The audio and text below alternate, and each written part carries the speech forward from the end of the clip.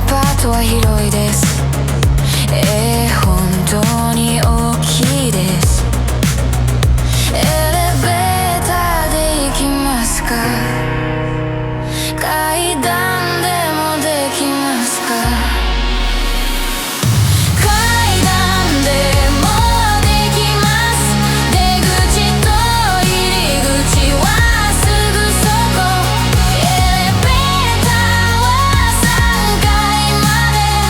今日は休みです。今日は休みです。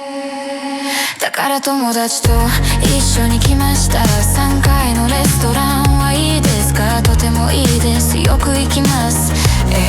後で食べます。エレベーターで行きますか、階段でもできますか。